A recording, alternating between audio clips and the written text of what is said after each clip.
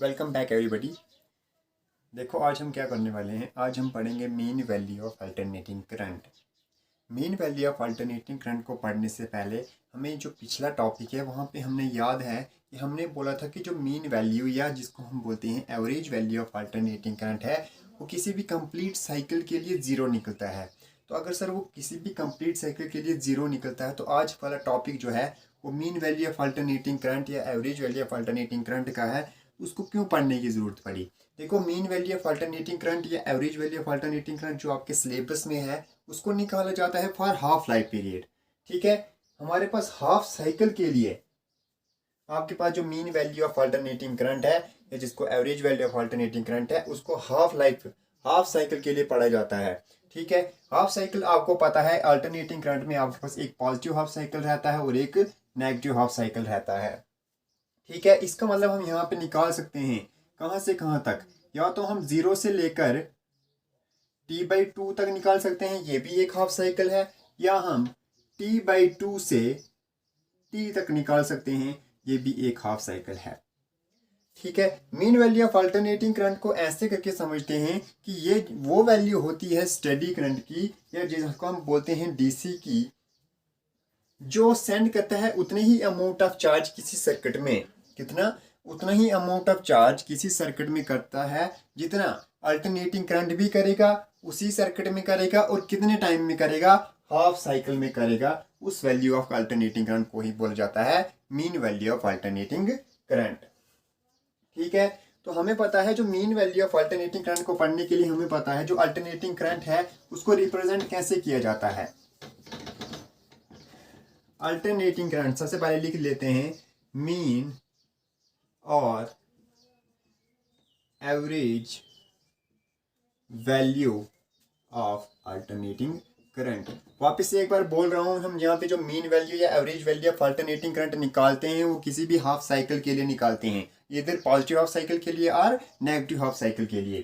तो मान के हम पॉजिटिव हाफ साइकिल के लिए निकालेंगे 0 to t/2 तक के लिए निकालेंगे। ठीक है, जिसको हम बोलते हैं, तो हम सबसे पहले हमें पता है जो करंट है वो रिप्रेजेंट किया जाता है, जो सोर्स ऑफ अल्टरनेटिंग करंट है वो रिप्रेजेंट किया जाता है I0 sine of omega T से, है ना। याद कर हमने बोला था alternating current is represented by I is equal to I0 sine of omega t और I0 sine cos of omega t. ठीक है, हम यहाँ पे मान के चल रहे हैं कि अल्टरनेटिंग करंट का सोर्स है जो है कितना है, I is equal to I0 sine of omega t. जहाँ पे आपको पता है I0 क्या है, I0 जो है मैक्सिमम या peak value of alternating current जिसको बोला जाता है, इसको एम्पलीट्यूड भी बोला जाता है। तो फिर हमारे पास यहाँ पे आ जाता है कि मान के चलते हैं कि हमारे पास जो ये वैल्यू ऑफ करंट है ये स्मॉल अमाउंट ऑफ टाइम के लिए, जो मैग्नीट्यूड ऑफ करंट है उस छोटे से टाइम के लिए, स्मॉल पीरियड ऑफ टाइम बोलेंगे, स्मॉल पीरियड ऑफ टाइम के लिए क्या रहता है, कांस्टेंट रहता है। और उस स्मॉल पीरियड ऑफ टाइम को हमने बोल दिया कितना है, dt।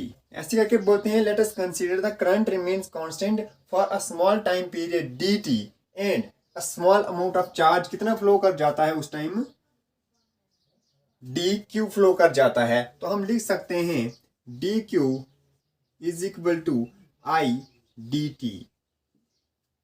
ठीक है, ये कहां से आया हमें पता है, हमने पढ़ा है I is equal to dq upon dt। याद करो करंट इलेक्ट्रिसिटी में हमने फर्स्ट टॉपिक में ही पढ़ा था, करंट जो होता है वो चार्ज अपॉन टाइम रहता है।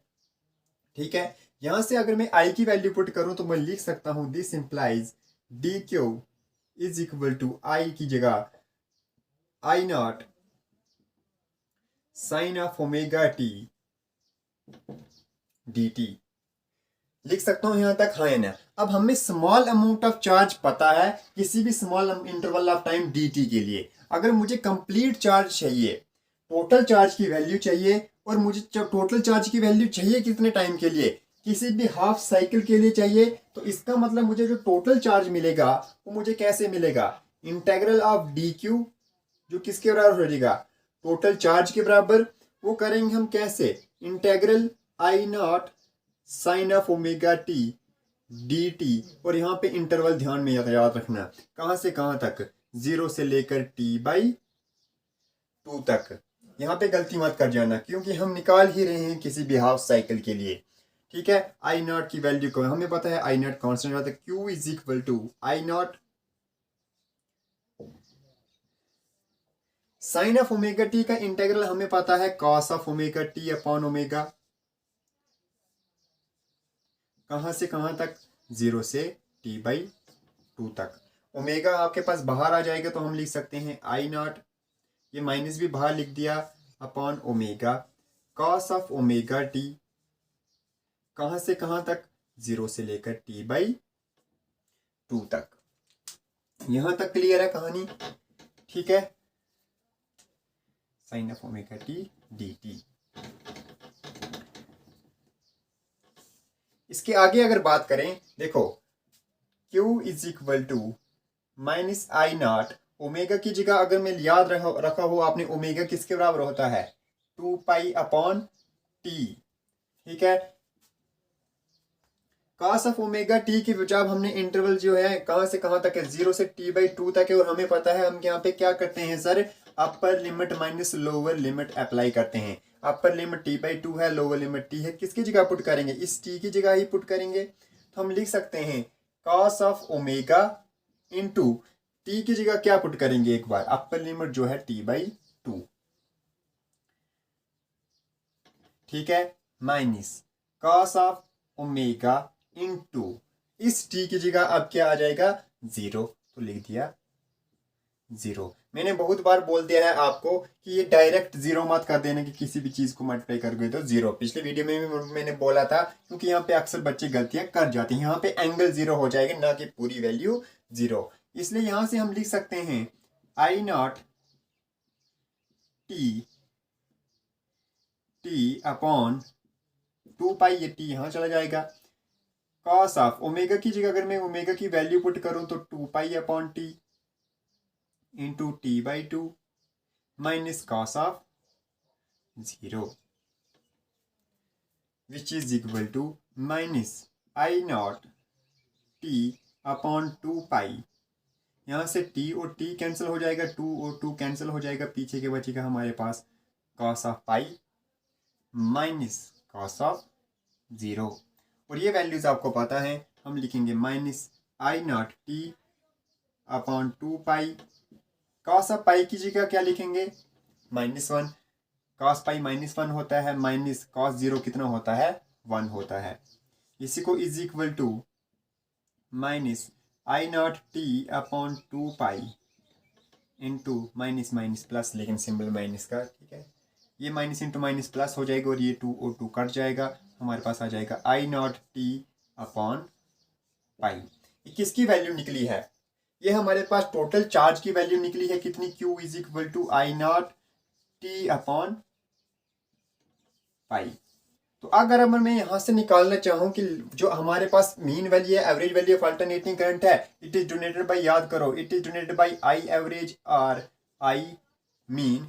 तो अगर मैं लिखूं I average is equal to, therefore I average is equal to current is equal to charge upon time. तो चार्ज हमारे पास कितना है, Q है। टाइम कितना लग रहा है, हम एक हाफ साइकिल के लिए निकाल रहे हैं, इसलिए यहाँ पे ध्यान से रखना t/2, और कॉपी पे इसको हाईलाइट करना। ये वो चीजें हैं जहां पे गलती नहीं करनी, इस t/2 को हाईलाइट करना, इसको हाईलाइट करना कि इसको पूरा 0 नहीं करना, cos का 0 एंगल बन जाता है 0, ना कि पूरी वैल्यू 0, ठीक है। अगर इधर पूरा 0 कर गया तो गड़बड़ हो जाएगा, ठीक है। इसलिए ये वैल्यू यहाँ पे ये चीजें दो हाईलाइट कर लेना। Q अपॉन t/2, इसका मतलब मैं लिख सकता हूं 2Q अपॉन T, है ना, which is equal to 2 upon T into इस Q की जगह हम वैल्यू पुट करेंगे, तो हम पुट करेंगे आई नॉट T अपॉन पाई। यहां से T और T कैंसिल हो जाएगा, हमारे पास क्या बचेगा, I average is equal to 2 upon pi I nought. और अगर इस 2 अपॉन पाई आई नॉट को हम सॉल्व करना चाहें तो हम लिख सकते हैं I average is equal to 0.637 of I nought की जो आई एवरेज की वैल्यू रहती है वो कितनी रहती है 0.637 पर रहती है इनटू आई नॉट के बराबर, जहाँ पे आई एवरेज आ जाता है मीन या average value of alternating current, और आई नॉट जो होती है वो पीक वैल्यू ऑफ करंट होती है किसकी, अल्टरनेटिंग करंट की। तो ये निकलता है फाइनल एक्सप्रेशन किसका, mean value of alternating current का, और हमारे पास इसको बोला जाता है average value of alternating current भी। ठीक है, अगर इसी को हम दूसरे हाफ साइकिल दूसरे साइकिल के लिए निकालना चाहें तो वहां पे हमारे पास जो आई एवरेज निकलना है वो भी इतना ही निकलेगा, लेकिन निकलेगा नेगेटिव 0.637 आई नॉट। ये पॉजिटिव हाफ साइकिल के लिए बात चल रही है, और अगर हम नेगेटिव हाफ साइकिल के लिए भी सॉल्व करें तो हमारे पास वैल्यू इतनी ही आएगी, लेकिन कितनी आएगी, नेगेटिव। तो टोटल जो हमारे पास अगर आई एवरेज हम पूरे साइकिल के लिए निकालते, इसीलिए आई एवरेज कहाँ से कहाँ तक, अगर पूरा 0 से t तक हम लेते तो वो कितना आ जाता है, 0, जो हमने पिछले वीडियो में भी पढ़ा था। ठीक है, ये अगर आप चीज सॉल्व करना चाहोगे ये माइनस क्यों आया, तो आपको यहाँ पे क्या करना पड़ेगा, यहाँ पे इंटरवल चेंज कर दो, कहां से कहां तक, t/2 से लेकर t तक, फिर आपके पास यहाँ पे जो वैल्यू आ जाएगी वो नेगेटिव आ जाएगी। ठीक है, और यहां से हम लिखेंगे कि जो आई एवरेज जो दूसरे नेगेटिव हाफ साइकिल के लिए आता है वो नेगेटिव आता है, एक पॉजिटिव हाफ साइकिल के लिए कितना, नेगेटिव हाफ साइकिल के लिए इतना, इसलिए कंप्लीट साइकिल के लिए जो आई एवरेज रहता है वो कितना रहता है, 0 रहता है। इतनी ही वैल्यू थी जो आपके पास mean value of alternating current आपने पढ़ना था। क्या हमने बोला कि mean value of alternating current को हम किसी भी एक हाफ साइकिल के लिए पढ़ते हैं, पॉजिटिव हाफ साइकिल लो या नेगेटिव हाफ साइकिल लो, पॉजिटिव हाफ साइकिल के लिए वैल्यू इतनी आएगी, नेगेटिव हाफ साइकिल के लिए आपके पास वैल्यू इतनी आएगी। क्लियर है, दैट्स इट।